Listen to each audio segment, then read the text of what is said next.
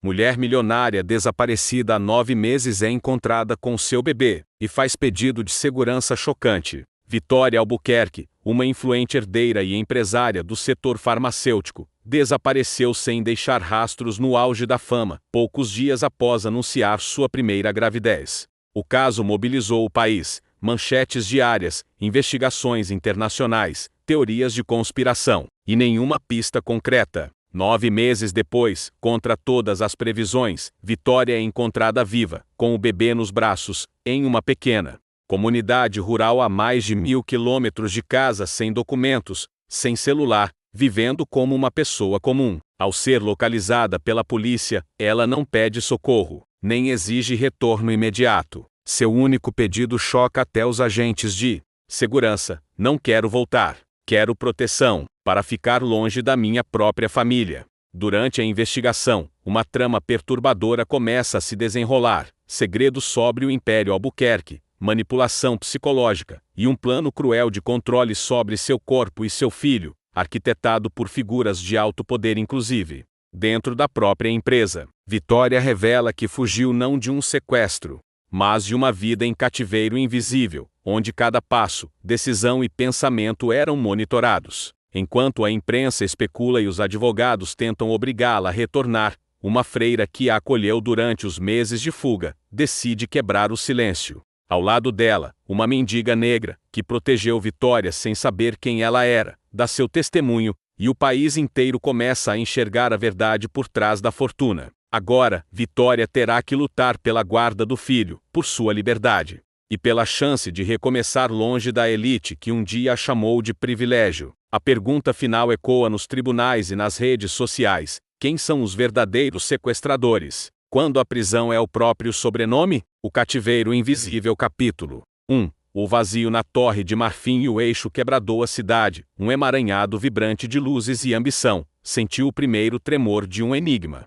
Há 9 meses, Vitória Albuquerque, um nome que ressoava poder e sofisticação nos círculos mais exclusivos do país, simplesmente desapareceu. Herdeira de um império farmacêutico que tecia tentáculos por toda a América Latina, e empresária com uma mente tão afiada quanto sua beleza, Vitória estava no auge da fama. Suas capas de revista, seus discursos em fóruns econômicos e o brilho em seus olhos ao anunciar a primeira gravidez pintavam o quadro de uma vida perfeita, intocável. Mas, poucos dias após o anúncio, e sem deixar o menor rastro, ela se evaporou. O caso mobilizou o país. Manchetes diárias gritavam seu nome, exigindo respostas. A polícia, com investigações internacionais, vasculhava cada canto do planeta. Teóricos da conspiração fervilhavam nas redes sociais, elaborando tramas mirabolantes sobre sequestros, fugas planejadas, ou até mesmo um plano sombrio da própria família para evitar a gravidez. A ausência de um corpo, a falta de um pedido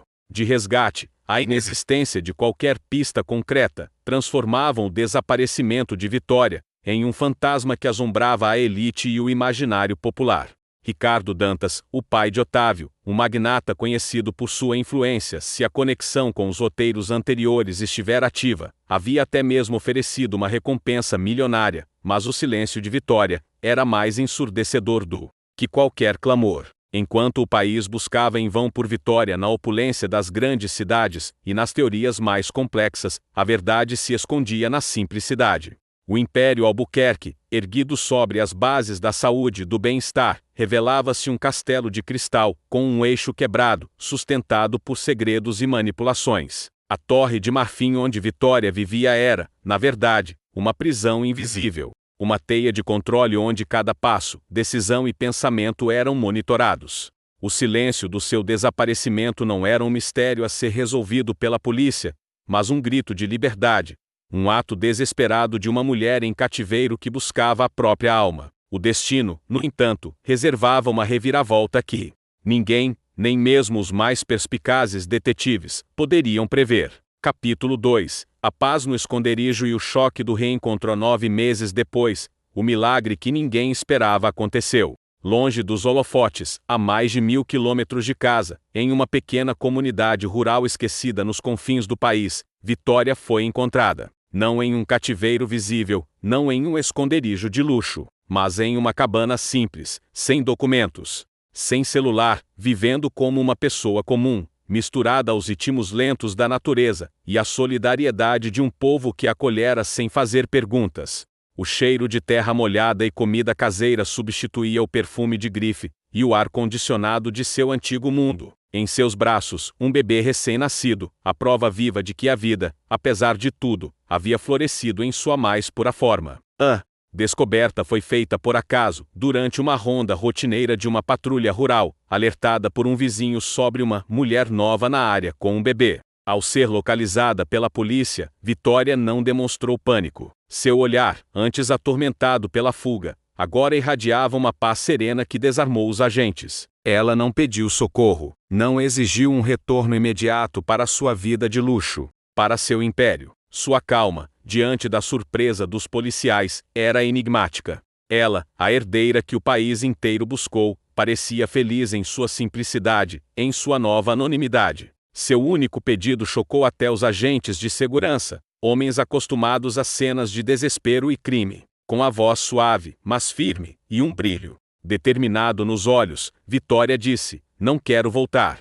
Quero proteção, para ficar longe da minha própria família." As palavras caíram sobre os policiais como um raio. Não era um sequestro, era uma fuga. A revelação abalou a equipe, que esperava uma vítima clamando por resgate e retorno. A verdadeira natureza do cativeiro de Vitória começava a se desvelar, não nas mãos de criminosos, mas dentro dos muros de sua própria família, de seu próprio sobrenome. O bebê em seus braços, a prova viva de seu amor e de sua liberdade, era também o motivo de seu pedido desesperado, um tesouro que ela protegeria a qualquer custo. Capítulo 3. A teia invisível e a trama perturbadora. A confissão de Vitória sobre sua fuga e o pedido de proteção contra a própria família abriram uma caixa de Pandora. A polícia, antes focada em um sequestro tradicional, mergulhou em uma investigação que revelaria uma trama perturbadora, mais complexa e cruel do que qualquer crime comum. O Império Albuquerque, antes visto como um bastião de sucesso, começou a se desvelar como uma teia invisível de controle e manipulação. Ricardo Lacerda, o seio de uma grande empresa que se envolveu em um escândalo de preconceitos se a conexão dos roteiros for mantida, observava à distância, com um senso de reconhecimento do que era um controle velado. Vitória, em depoimento, revelou que sua vida não era de liberdade, mas de um cativeiro invisível. Cada passo, decisão e pensamento eram monitorados por figuras de alto poder dentro de sua própria família e da empresa. Seu casamento arranjado, suas amizades, até mesmo suas escolhas de vestuário eram ditadas. A gravidez, em particular, desencadeou um pânico na família. O bebê, que seria um herdeiro legítimo, representava uma nova variável de controle, um ponto fraco a ser explorado. Vitória percebeu que seu corpo e seu filho seriam apenas extensões do império, manipulados para garantir o controle da fortuna e do sobrenome. Sua fuga não foi um ato impulsivo, mas um plano meticuloso, arquitetado em silêncio, para garantir a liberdade de seu bebê. Enquanto a investigação policial se aprofundava, a imprensa, inicialmente cética, começou a especular. Os advogados da família Albuquerque, cientes do estrago à reputação, tentavam de todas as formas obrigar Vitória a retornar, usando ameaças legais e manipulação. Mas Vitória estava inabalável, protegida por sua nova paz e por um instinto maternal feroz. A verdade por trás da fortuna e do sobrenome Albuquerque estava prestes a ser exposta ao país inteiro, revelando que a prisão, por vezes, não tem grades visíveis, e que os verdadeiros sequestradores podem ser aqueles que se escondem por trás do privilégio. A luta pela guarda do filho, pela liberdade e pela chance de recomeçar longe da elite, estava apenas começando. A mulher milionária desaparecida foi encontrada, e o que ela pediu chocou a todos. Inscreva-se no canal para não perder os próximos capítulos desta saga emocionante de mistério, fuga e a luta por liberdade. Deixe seu like se você também está impressionado com a coragem de Vitória e quer ver a verdade por trás do império. Compartilhe este vídeo para que mais pessoas mergulhem nesta trama poderosa de segredos familiares e o verdadeiro significado de cativeiro. Comente abaixo o que você acha que a família de Vitória fará para forçá-la a voltar? Quem a ajudou a se esconder por tanto tempo? Capítulo 4. A protetora inesperada e o olhar da verdadeira revelação de Vitória, sobre o cativeiro invisível e a teia de controle de sua própria família, reverberou nos corredores da polícia, mas também nos corações de alguns que a ouviram. Longe dos tribunais e das salas de interrogatório, Vitória vivia seus primeiros dias de liberdade sob a discreta proteção policial na pequena comunidade rural que a acolheu. O ar puro, o ritmo lento do campo e a simplicidade das pessoas eram um bálsamo para sua alma ferida. Ela e o bebê, que havia recebido o nome de Arthur, floresciam na quietude daquele refúgio, encontrando uma paz que o Império Albuquerque jamais poderia oferecer. Durante os meses de sua fuga, Vitória não esteve sozinha. Ela foi acolhida por uma freira carismática, a irmã Betânia, que administrava um pequeno convento na comunidade e que, em sua fé inabalável, não questionou a origem da jovem mulher em apuros, apenas ofereceu abrigo e compaixão. A irmã Betânia, com sua sabedoria e gentileza, tornou-se a confidente de Vitória, a única a conhecer a verdadeira história da fuga, do medo e do amor materno que a impulsionou. Ela ensinou a Vitória sobre a resiliência do espírito humano, sobre a força que nasce da humildade e sobre a dignidade que reside na vida simples. Ainda na comunidade, Vitória encontrou uma protetora ainda mais improvável, uma mendiga negra, de olhos que pareciam carregar a dor e a história de 1000 vidas, chamada Maria. Maria, que vivia de forma precária, mas com uma dignidade inabalável, havia reconhecido o brilho nos olhos de Vitória, mesmo quando ela estava em seu pior momento. Sem saber quem Vitória era de verdade, Maria a protegeu das curiosidades dos moradores, oferecendo-lhe um lugar seguro para descansar, um prato de comida simples, e a silenciosa solidariedade de quem conhece a marginalização. Agora, com a verdade vindo à tona, Maria se torna uma testemunha crucial, e seu testemunho, simples e direto, começa a expor a hipocrisia por trás da fortuna Albuquerque. Capítulo 5. O preço do silêncio e a luta pela liberdade enquanto Vitória vivia sua nova e frágil liberdade na comunidade, a imprensa especulava, e os advogados da família Albuquerque tentavam, desesperadamente, obrigá-la a retornar. O império da família Montes, que Ricardo Salazar havia desmantelado em sua própria jornada de redenção se a conexão entre os roteiros estiver ativa, observava com curiosidade. A família de Vitória, liderada por sua mãe, uma mulher implacável e obcecada pelo controle, e seu irmão, que também detinha cargos de poder na empresa, orquestrava uma campanha midiática para desacreditá-la, pintando-a como mentalmente instável, uma mulher desorientada que havia abandonado sua família por um delírio. A irmã Betânia, preocupada com a segurança de Vitória e do bebê Arthur, decidiu quebrar o silêncio. Em um ato de coragem, ela concedeu uma entrevista a um pequeno jornal local, revelando a verdadeira história da fuga de Vitória, o pedido de proteção e a trama de controle que a família Albuquerque havia arquitetado. Ela descreveu a Vitória que conheceu uma mulher aterrorizada, mas determinada a proteger seu filho de um destino de cativeiro invisível. O depoimento da irmã Betânia, de uma figura de fé, teve um impacto devastador na reputação da família Albuquerque. O país inteiro começou a enxergar a verdade por trás da fortuna. A imagem impecável dos Albuquerque desmoronava, revelando um império construído sobre a manipulação, o controle e a supressão da liberdade individual. A mendiga Maria, por sua vez, com sua dignidade e a simplicidade de sua verdade, também deu seu testemunho, expondo a frieza dos poderosos e a coragem daqueles que vivem à margem. As palavras de Maria, que havia protegido Vitória sem saber sua identidade, ressoaram mais forte do que qualquer depoimento de advogados caros. A luta pela guarda de Arthur, pela liberdade de Vitória, e pela chance de recomeçar longe da elite que um dia chamou de privilégio, estava apenas começando. Capítulo 6. O Tribunal do Coração e a batalha pela alma. A batalha legal pela guarda de Arthur e pela liberdade de Vitória foi um espetáculo midiático que parou o país. O tribunal, antes um palco para disputas de fortuna, agora se tornava um palco para a verdade da alma. A família Albuquerque, com seu exército de advogados, tentava a todo custo provar a loucura de Vitória, sua incapacidade de cuidar do filho, e forçá-la a retornar ao controle do império. O irmão de Vitória, em depoimento, tentava descredibilizá-la, mas seus olhos revelavam a ganância e o medo de perder o controle. A mãe de Vitória, uma figura fria e calculista, testemunhava sóbrio amor e a proteção que sempre deram à filha, mas sua voz era vazia de emoção. Vitória, com a irmã Betânia e Maria ao seu lado, testemunhou com uma calma e uma clareza que desarmaram os advogados da família. Ela falou sobre o amor por seu filho, sobre a paz que encontrou na comunidade, e sobre a prisão invisível que a família Albuquerque representava. Ela descreveu o plano cruel de controle sobre seu corpo e seu filho, arquitetado por figuras de alto poder dentro da própria empresa.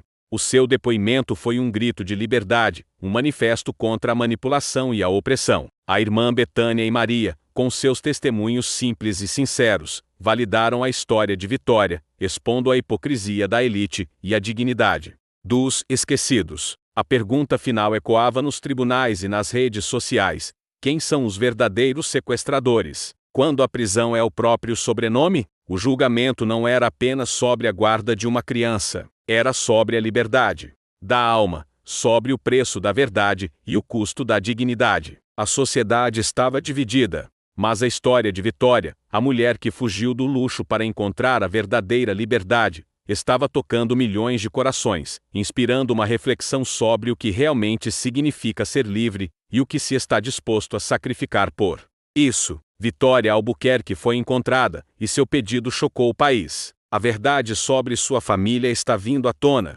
Inscreva-se no canal para não perder os próximos capítulos desta saga emocionante de mistério, liberdade e a luta por um amor incondicional. Deixe seu like se você também está impressionado com a coragem de Vitória e acredita que a verdade sempre prevalece. Compartilhe este vídeo para que mais pessoas mergulhem nesta trama poderosa de segredos, privilégios e a busca pela dignidade. Comente abaixo o que você acha que acontecerá com a família Albuquerque. Vitória vai conseguir a guarda de Arthur e sua liberdade? Capítulo 7. O rosto da reconciliação e a sombra do passador. A revelação de Vitória sobre o cativeiro invisível e a teia de controle de sua própria família reverberou nos corredores da polícia, mas também nos corações de alguns que a ouviram. Longe dos tribunais e das salas de interrogatório, Vitória vivia seus primeiros dias de liberdade sob a discreta proteção policial na pequena comunidade rural que a acolheu. O ar puro, o ritmo lento do campo e a simplicidade das pessoas eram um bálsamo para sua alma ferida. Ela e o bebê, que havia recebido o nome de Arthur, floresciam na quietude daquele refúgio, encontrando uma paz que o Império Albuquerque jamais poderia oferecer. Durante os meses de sua fuga, Vitória não esteve sozinha. Ela foi acolhida por uma freira carismática, a irmã Betânia, que administrava um pequeno convento na comunidade e que, em sua fé inabalável, não questionou a origem da jovem mulher em apuros, apenas ofereceu abrigo e compaixão. A irmã Betânia, com sua sabedoria e gentileza, tornou-se a confidente de Vitória, a única a conhecer a verdadeira história da fuga, do medo e do amor materno que a impulsionou. Ela ensinou a Vitória sobre a resiliência do espírito humano, sobre a força que nasce da humildade e sobre a dignidade que reside na vida simples. Ainda na comunidade, Vitória encontrou uma protetora ainda mais improvável, uma mendiga negra, de olhos que pareciam carregar a dor e a história de 1000 vidas, chamada Maria. Maria, que vivia de forma precária, mas com uma dignidade inabalável, havia reconhecido o brilho nos olhos de Vitória, mesmo quando ela estava em seu pior momento. Sem saber quem Vitória era de verdade, Maria a protegeu das curiosidades dos moradores, oferecendo-lhe um lugar seguro para descansar, um prato de comida simples e a silenciosa solidariedade de quem conhece a marginalização. Agora, com a verdade vindo à tona, Maria se torna uma testemunha crucial, e seu testemunho, simples e direto, começa a expor a hipocrisia por trás da fortuna Albuquerque. Capítulo 8. O espelho da culpa e a semente da redenção. A irmã Betânia, em sua coragem e fé, não hesitou. Em uma coletiva de imprensa convocada às pressas, ela revelou a verdade sobre a fuga de Vitória, o controle obsessivo da família Albuquerque e o plano cruel de dominação. O depoimento de uma figura religiosa respeitada teve um impacto estrondoso, abalando a reputação da família e fazendo o país inteiro questionar a natureza do império.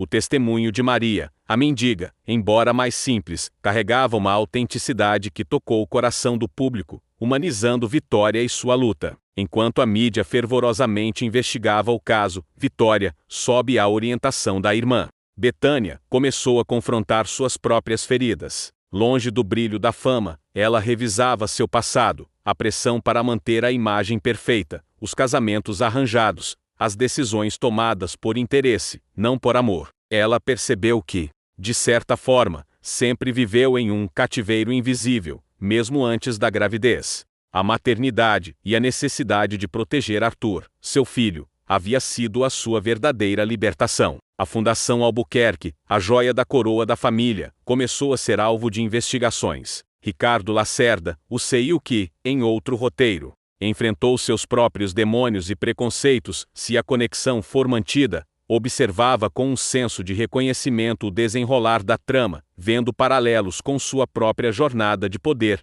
e redenção. Vitória sentia o peso da culpa por ter feito parte daquele sistema, mas também a força de sua nova liberdade, a semente da redenção crescendo em seu coração. Capítulo 9. O ponto mais baixo e o abraço inesperado. A batalha legal pela guarda de Arthur e pela liberdade de Vitória intensificou-se. A família Albuquerque, liderada pela mãe de Vitória, uma mulher implacável e obcecada pelo controle, e pelo irmão, que via o bebê como a chave para manter o poder do império, usava toda a sua influência e fortuna para desacreditá-la no tribunal. Acusavam-na de ser mentalmente instável, uma mãe irresponsável, tentando forçá-la a retornar ao controle da família. Vitória sentia o peso da luta, a solidão de enfrentar um império sozinha. Seu ponto mais baixo foi durante um depoimento. A mãe de Vitória, com uma frieza calculista, descreveu-a como uma filha ingrata que havia abandonado seu legado. O irmão, por sua vez, pintou um cenário de desequilíbrio e irresponsabilidade,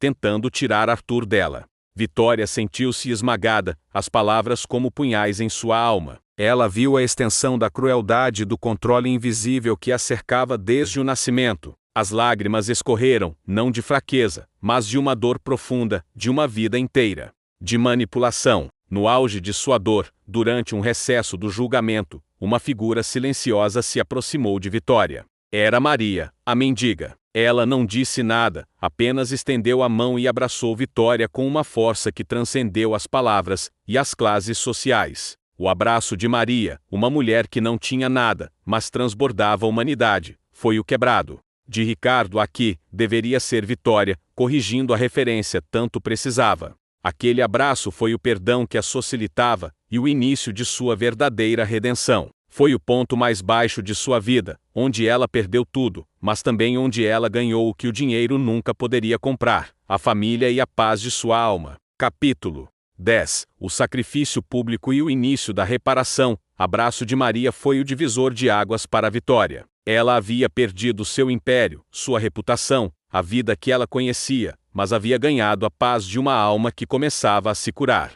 A humilhação pública, que antes seria insuportável, transformou-se em um catalisador para a sua redenção. De volta ao tribunal, Vitória não defendeu sua sanidade com palavras, mas com a verdade de sua história. Ela, com a irmã Betânia e Maria ao seu lado, revelou os detalhes do controle, das manipulações e a razão de sua fuga, proteger seu filho de ser apenas uma peça no xadrez de poder dos Albuquerque. A história de Vitória viralizou, tocando o coração de milhões. A imprensa, comovida com seu testemunho, passou a expor a fundo o Império Albuquerque, revelando anos de práticas antiéticas, corrupção e manipulação, não só de Vitória, mas de outros herdeiros e funcionários. A mãe e o irmão de Vitória foram publicamente desmascarados, e a Fundação Albuquerque, antes um símbolo de caridade superficial, foi investigada. A verdadeira face do privilégio era a de uma prisão disfarçada. No auge do escândalo, Vitória tomou uma decisão que chocou o país. Ela não pediu a guarda de Arthur apenas para si. Ela pediu para que a guarda fosse concedida à irmã Betânia e à comunidade do convento, com ela atuando como cão guardiã. Um ato de sacrifício e confiança, mostrando que a verdadeira maternidade e proteção não vinham do poder, mas do amor e da solidariedade. Além disso, Vitória, com o apoio da irmã Betânia, Maria e Ricardo Lacerda, se a conexão for mantida, anunciou a criação da Fundação Arthur Asas da Liberdade, dedicada a proteger crianças de famílias disfuncionais e a expor o cativeiro invisível em todas as suas formas. O julgamento não era mais sobre a guarda de um filho, mas sobre a verdade do poder e a liberdade da alma. Vitória Albuquerque luta pela sua liberdade e pela guarda de seu filho. O que ela fará no tribunal final? Inscreva-se no canal para não perder os próximos capítulos desta saga de redenção e a batalha pela liberdade. Deixe seu like se você também está impressionado com a coragem de Vitória e quer ver a justiça ser feita. Compartilhe este vídeo para que mais pessoas mergulhem nesta trama poderosa de segredos, privilégios e a busca pela dignidade. Comente abaixo, você acha que Vitória vai ganhar a guarda de Arthur e sua liberdade? Quem você acha que são os verdadeiros sequestradores na história? Roteiro: O Cativeiro Invisível, capítulo 11. A nova liberdade e os pilares da fundação. A vitória de Vitória no tribunal foi um triunfo da verdade sobre o controle. O país inteiro assistiu à sua coragem em desmascarar o cativeiro invisível de sua própria família. Com a guarda de Arthur legalmente compartilhada com a irmã Betânia e a comunidade do convento, Vitória não voltou ao luxo, mas dedicou-se à Fundação Arthur Asas da Liberdade. O nome do filho, que antes era um motivo de manipulação, tornou-se um símbolo de um novo propósito: proteger outras crianças de famílias disfuncionais e expor a manipulação velada em todas as suas formas. Ricardo Lacerda, se a conexão dos roteiros for mantida, que havia testemunhado o julgamento, ofereceu seu apoio incondicional. Sua própria jornada de redenção o havia preparado para entender o sofrimento de Vitória. Ele usou sua mente estratégica e seus contatos para ajudar a estruturar a fundação, transformando-a em uma organização robusta, capaz de alcançar mães e crianças em todo o país. A irmã Betânia, com sua fé inabalável, tornou-se a alma da fundação, enquanto Maria, a mendiga, e Leonel, o menino que havia se tornado um jovem líder, ambos de roteiros anteriores, trouxeram a perspectiva das ruas, garantindo que a fundação atendesse às necessidades reais dos mais vulneráveis. A Fundação Arthur Asas da Liberdade floresceu. Abrigos foram construídos, programas de apoio psicológico foram implementados, e advogados foram contratados para lutar pela liberdade de outras vítimas de cativeiro invisível. Vitória, antes uma herdeira presa em uma torre de marfim, era agora uma defensora incansável, sua voz ressoando com uma autoridade que o dinheiro nunca poderia comprar. Ela encontrou sua verdadeira liberdade no serviço, na proteção de seu filho, e na luta para garantir que a história dela não fosse em vão. Capítulo 12. O legado desprezado e a verdade que conecta. Enquanto a Fundação Arthur Asas da Liberdade expandia seu alcance, a família Albuquerque sofria as consequências de suas ações. O império que eles tentaram controlar por tanto tempo desmoronava sob o peso das investigações e da condenação pública. A mãe e o irmão de Vitória foram desmascarados, suas reputações em frangalhos, e a Fundação Albuquerque original, antes uma fachada de caridade, foi desativada. O nome Albuquerque, antes sinônimo de poder, agora era associado à manipulação e ao controle. A ironia era cruel: a fortuna e o legado que Vitória havia desprezado, e que sua família tentara usar para controlá-la, agora se tornavam o combustível para uma causa que combatia tudo o que eles representavam. Vitória usava cada recurso disponível para desmantelar as estruturas de controle que a haviam aprisionado. Ela se tornou uma consultora para casos semelhantes, ajudando outras vítimas a encontrar suas vozes e suas liberdades. A verdade, que sua família tentou enterrar, agora era a força que a impulsionava. A história de Vitória e a Fundação Arthur Asas da Liberdade viralizou internacionalmente, inspirando movimentos por liberdade e justiça em outros países. As pessoas começaram a questionar os bastidores das elites, a ver que nem toda prisão tem grades visíveis. A pergunta final que ecoava nas redes sociais e nos fóruns globais era: quem são os verdadeiros sequestradores? Quando a prisão é o próprio sobrenome? O impacto de Vitória era imenso, mas sua luta não era apenas por si mesma, era por todos aqueles que, como ela, estavam presos em seus próprios cativeiros invisíveis. Capítulo 13. As Asas da Liberdade e o Encontro. Mas Arthur crescia feliz no convento, cercado pelo amor da irmã Betânia e da comunidade, mas com a presença constante de sua mãe, Vitória. Ele era um menino alegre e vibrante, com a pureza que as ruas e o amor de sua mãe haviam lhe dado. Vitória, por sua vez, encontrou uma paz que o luxo de seu passado nunca lhe proporcionou. Ela e Ricardo Lacerda, se a conexão for mantida, se tornaram parceiros inseparáveis na fundação, uma dupla improvável que unia a inteligência corporativa à sabedoria das ruas. A Fundação Arthur Asas da Liberdade expandiu seus horizontes.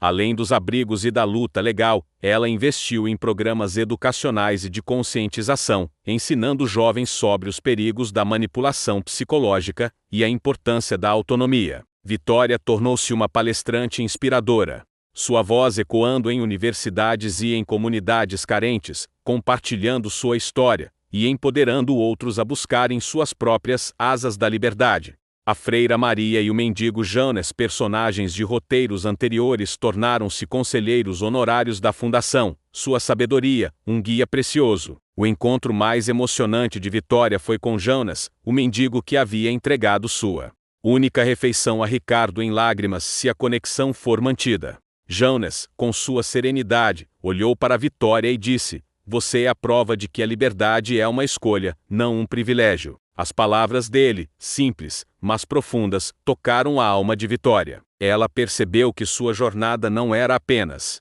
sobre sua própria libertação, mas sobre inspirar outros a encontrarem a sua. Capítulo 14. O preço da dignidade e o legado que venceu. O passado ano se passaram. Vitória Albuquerque, agora uma mulher madura, com cabelos prateados e um sorriso que irradiava paz, era uma lenda viva. A Fundação Arthur Asas da Liberdade era um sucesso global, um testemunho do poder da resiliência humana e da força do amor incondicional. Arthur, seu filho, cresceu para se tornar um jovem brilhante e compassivo, seguindo os passos de sua mãe, não no luxo, mas no serviço. Ele se tornou um advogado, lutando pelos direitos dos mais vulneráveis, sua própria história, um motor para a justiça. Ricardo Lacerda, já idoso, mas com uma alma em paz, continuou ao lado de Vitória, seu mentor e amigo mais fiel. Ele havia encontrado sua própria redenção ao lado dela, em uma vida de propósito que o dinheiro jamais pode comprar.